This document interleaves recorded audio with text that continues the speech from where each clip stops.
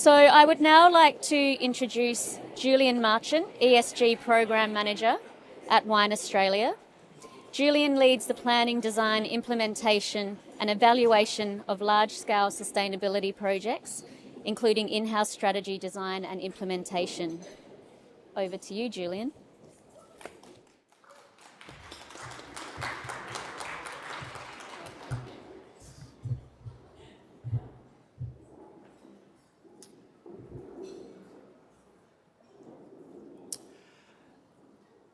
So while everyone's getting seated, I thought I'd provide a bit of background in terms of the global landscape of what's happening in the world of sustainability. And this is really important because it kind of lifts our vision a little bit above what's happening just within the wine sector. And it provides some context of why we focus on what we focus on. And to begin with, there's a lot of tension in this space at the moment. So we're seeing, on the one hand, we're seeing organisations like Systembolaget in Sweden saying they're going to halve their greenhouse gas emissions by 2030, which is a really ambitious target considering most of those emissions sit in the products that they buy. It's not their own operations. And that same organisation is saying that we are going to track and create a carbon footprint for every product that we sell within our stores. And we're going to start with our biggest sellers and we're going to work our way down. And on the other side, you've got a anti-ESG agenda, which is occurring as well. And so what this really means is that we're seeing a movement away from the broadening of topics, which we're focusing on within sustainability, and a refinement of those topics, which is actually a good thing. It's a good thing because for a long time, this space has been changing. It's been in a state of flux. And so this helps us to really focus on the topics that matter, and we can clearly communicate those to shoppers and to customers. So if you haven't had your finger on the pulse, you'll notice that there's a lot of emerging legislation, both within Australia and within the EU in particular.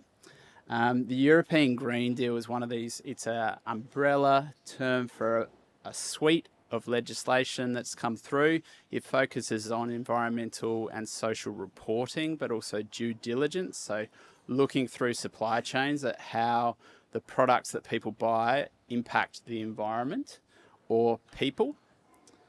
And we've also seen a rise in the requirements for business to start reporting on these things.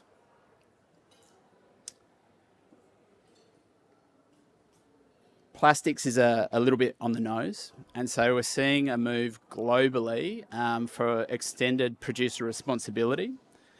We know that APCO within Australia is seen as an organisation which has largely been pretty ineffective, and so there's discussion about what a new APCO looks like and what that means for a sector like the wine sector if we start to use more products like plastic.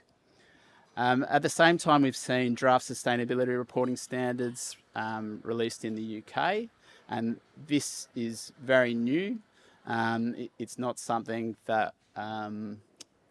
The point here is that we're seeing a real divergence in sustainability in terms of the US is standing alone, but we're still seeing many economies and lots of jurisdictions move forward with sustainability. And this includes across social issues as well, and particularly around the opportunities and risks. We know that modern slavery, ethical labour practices are of rising importance, particularly to the EU retailers.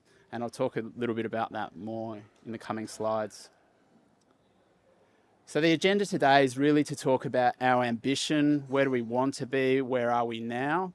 What does reporting and communication look like on sustainability? Because if we're going to take this seriously and we're going to actually take action on sustainability, we need to be talking about it in a proactive manner rather than a reactive manner. I'm going to talk a little bit about priority topics, why we focus on what we focus on, and some of the resources that are available to help the sector communicate, report, and take more action when it comes to sustainability. So over the past 12 months, there's been a focus on sustainable wine growing Australia and promoting this in market. These images come from in-market promotions in Singapore, the US and in China. So this means going out to buyers, explaining what sustainable wine growing Australia means, what the trust mark means. And there's an education piece that we need to undertake to help people recognise that trust mark, but also understand what that means. And this is against the background of a rise in the number of SWA members, but also certified members as well. So we're seeing more and more of the sector adopt SWA. And so what does that mean? How do we promote that? And there's an opportunity here, and there's also some risks as well that we need to be aware of. So how ambitious are we? Are we low? Are we medium? Are we high? At one end, you've got organisations which focus on harm minimisation, compliance, brand protectionism. These guys are caught up in process driven. So the way they demonstrate sustainability is often through processes. This is the way that we used to talk about environmental risks. But what we're seeing now is a move more towards evidence-based systems. So that is typically capturing data. And so the organisations that do this really well, they reach for the stars. They focus on and they market themselves as forces for good. And they do this by they talk about their employment. They talk about their support for local suppliers. And they talk about what they do for their environment. And this is really important. Do we want to be down the one end, or do we want to be up the other? And I think personally we need to be up this end because there is a moral imperative for that, but there's also, it makes business sense to be leading this charge. So what does this look like if we look at ambition? So you may have heard of the greenwash claim against Glad. These guys ended up having to pay $8.25 million for this greenwash claim that they were collecting ocean-bound plastics and recycling this to make their bags. It was found that this was misleading consumers because they were pulling plastics from as far as 50 kilometres inland. So there's some risks around greenwashing. At the other end, if you want to look at who does sustainability reporting and communications really well, have a look at the fashion sector. And the reason that the fashion sector does this so well is because they have one really clear risk for them, and that is ethical labour practices, particularly associated with fast fashion. So if you have a look at R.M. Williams' sustainability playbook, they do this really well. They talk about we are not fast fashion. We are sustainable and our products are built to last. And they really lean into the local aspect of they produce their shoes about 20 kilometres that way. And they understand that there's a really powerful story to tell around their support of community and their social issues. And they still talk about climate, they still talk about waste, but they lean into the social side of things, which is really important for them.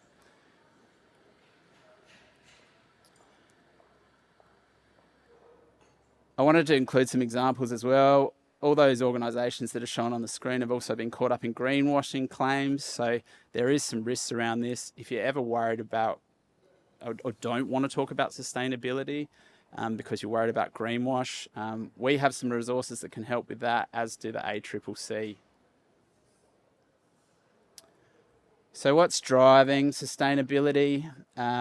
Really, there are four groups. We know that shoppers, people in general, they care about sustainability. We've heard a little bit about some of the insights before around what drives sales of wine. And we know that shoppers are willing to pay more for products that are environmentally friendly. At least they say they are. And sometimes there's a bit of a say-do gap. But we know that these guys help to drive this, and we only see this increasing in the future. Then there's customers, so retailers. 97% of ASX 100 companies report sustainability. That'll soon be 100% because there's legislation now out that will compel these companies to report and communicate sustainability. The other big driver of sustainability is legislation. We're seeing an increase in the rise of legislation, and I'll talk a little bit about that and how that impacts where us as grape and wine producers. And really, one of the biggest ones, which isn't really spoken about so much, is the insurance industry, the reinsurers and the bank lenders. And there are risks around access to capital insurance based on both climate and nature factors. An example of this is the bourbon industry in the US. So annually, around about 1 million oak trees are deforested, they're cut down, they're used to make oak barrels. It's increasingly recognised that this is not sustainable, that we're going to run out of oak. And so what we're seeing is the climate is impacting the growth of oak within the US. There's a shift towards the northeast, whereas that traditionally they were growing more in the southeast. And so organisations like Suntory, they've got a pledge to plant 500,000 oak trees by 2030. You're seeing organisations like Maker's Mark invest in a repository of oak trees. They've got over 10,000 different specimens of across 400 varieties. And this is because they see it as a material risk to their business. If we can't age our bourbon, that's a risk to our business. And so we're thinking about long term how nature and climate may impact our product that we're producing. This image shows some of the legislation around the world, and it includes a huge scope of activities. We're talking about social and environmental requirements. But basically, the purpose of showing this is that most countries have some form of legislation around environmental protection, social protections for those through the labour and supply chains. And there are requirements whether you have to report or whether you have to conduct due diligence activities around that. And this is really driving a lot of change within the corporate world. From a consumer perspective, we know that there's a cost of living crisis. We understand that we have to hit that, and we have to speak to a healthy pocket and a healthy me and combine that with a healthy planet for really successful marketing outcomes and sales outcomes when we're talking about products. And if we look at what consumers care about, I'll go back on that one. So what does sustainability mean to consumers? It means reduced pollution, protecting natural resources, cutting carbon emissions. You can see that this is quite broad. It's quite broad what consumers care about. And who do consumers see as responsible for driving sustainability? Well, primarily government, but consumer goods companies and manufacturers, so retailers, they expect retailers to be playing in this space. Retailers and distributors as well. And what does that look like? So here's some examples from the FMCG sector. This is not wine related necessarily, but it shows you how different companies play within the sustainability space. And often they choose to premiumize a product based on its sustainability credentials, and they really lean into one or two sustainability issues which are prevalent within that sector.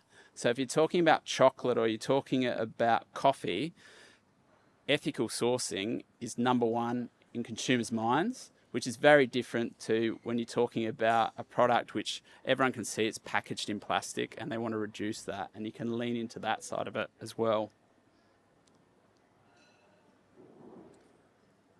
So retailers care about a lot of different things.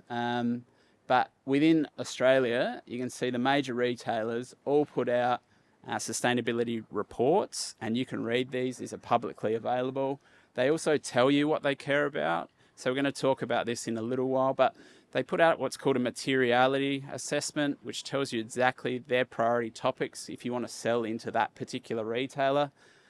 We've got some guys from Endeavour Group here today. So For an organisation like Endeavour Group, you really have to filter out what applies to perhaps an on-premise versus an off-premise. Essentially, you can have a look at things like responsible gambling, which is not necessarily relevant to selling more wine, but it is included within their materiality assessment. So you've got to filter these things out and have a bit of an understanding about the retailer that you're looking at. So this just isn't just within Australia. This is within Europe, within Germany, within Holland, Sweden, the UK. All these guys produce sustainability reports, and they all have sustainability strategies, and the strategy helps them. It provides the direction, the strategic direction, and then they report on that on an annual basis, what they've set up and they said they were going to do, and they tell you how well they're doing against those metrics they set up. And this is the same for the Americas, for Canada, the US, Brazil, and even if we look at e-commerce platforms, they're reporting sustainability. So the drivers for this are well and truly embedded. But what should we be reporting on? I think I just referred to materiality assessment before. This is a recognition that your business impacts the environment and society, and environmental and social issues can impact your business. And so if you put these on a matrix, you end up with a materiality assessment, which tells you what your highest priority topics are and should be. And for winemakers, it's really important to understand what your customer wants. So looking at the retailers and understanding what their materiality assessment is, because if you're selling into them, you're likely to be asked for that information from the retailer because they care about it and they look not just within their own operations, but through their supply chain. So I've pulled out, I've had a look at a lot of different materiality assessments from retailers across the world. These are the themes that come across.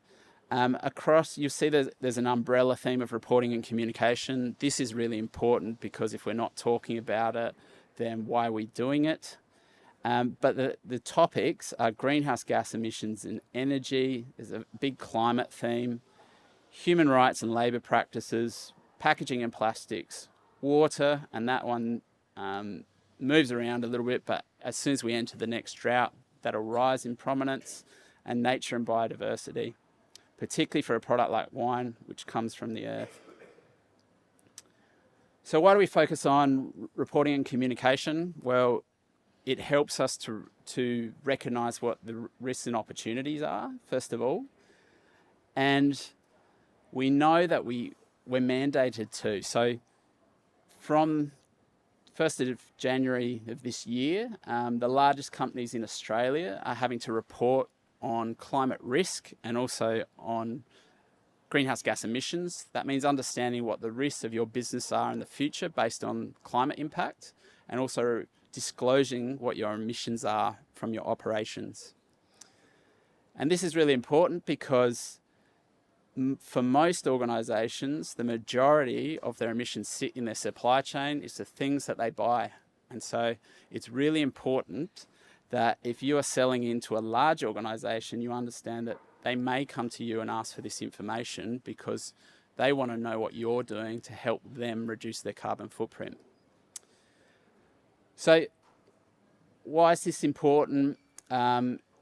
It's important because we need to start doing this. We need to start collecting the evidence, whether we're a small or medium-sized business as well, collecting the evidence and the proof that you are doing something about sustainability. There's a couple of resources which are newly created, sitting on the Wine Australia website: Sustainability Strategy and Reporting and Sustainability Communications. And these take you through step by step how to create a strategy, how to report against it, and why it matters. If you look at the climate and energy space, we know from a materiality perspective that carbon and climate often comes up as the number one issue for a lot of retailers. And so it's really important that we talk about it. As I've mentioned, there's now legislation in Australia around the standards of reporting sustainability. So that's been at least harmonised. People were reporting against all different type of frameworks before this. So that's actually helped to formalise that arrangement. And the resources that are available to help with this, there's a new calculator, it's an AIA tool, and it can help anyone that owns land to understand that emissions are rising from their business and from their land, and what are the opportunities to sequester carbon through managing that land. For some time, we've had the emissions reduction roadmap out. If you haven't seen it, please check it out. And then we've also got other tools such as Sustainable Wine Growing Australia, the AWRI carbon calculator, which has been updated to reflect what's happening in the AIA environmental accounting platform. So if you put in the same data, you'll have the same output spat out, regardless of whether you're using the AWRI tool or the AIA calculator.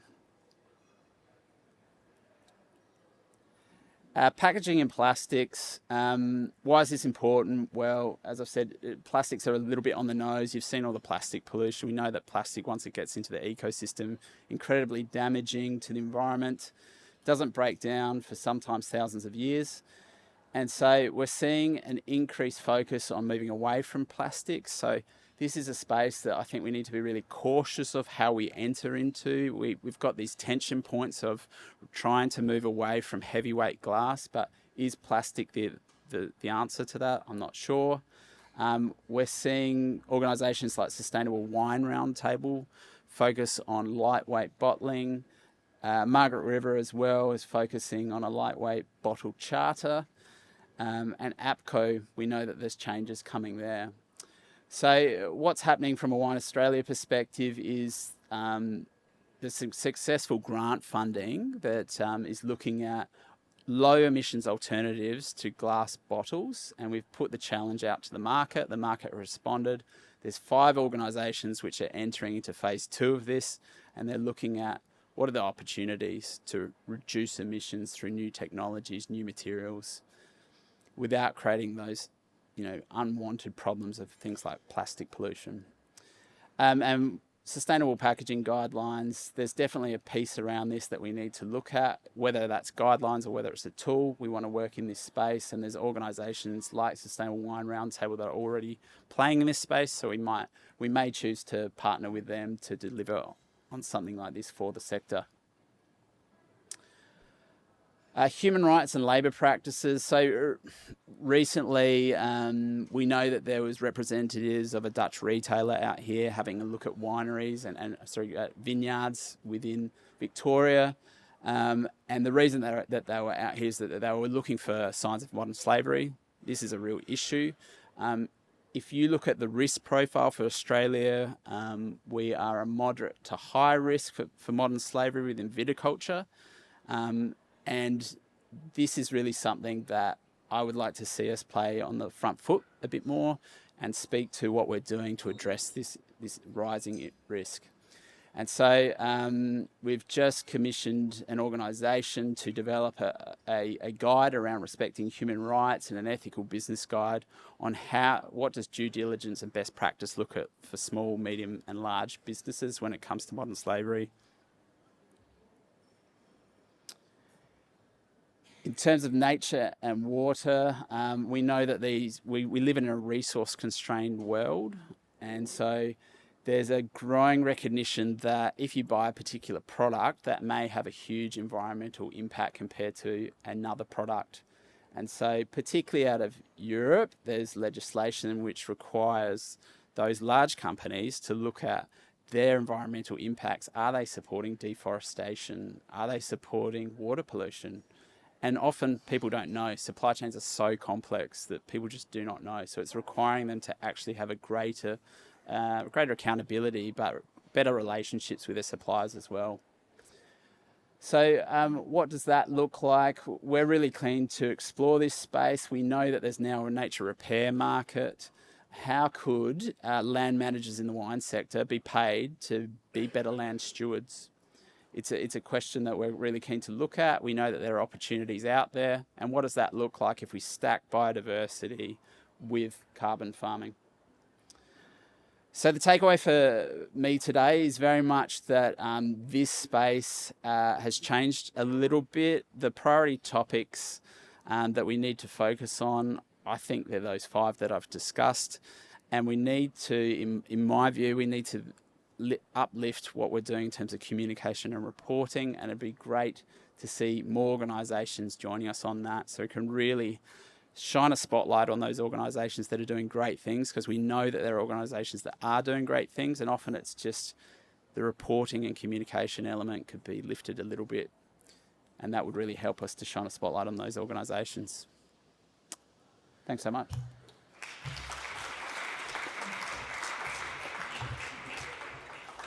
Julian, I think this one was for you. How does increased automation of production contribute to reduction in risks around modern slavery?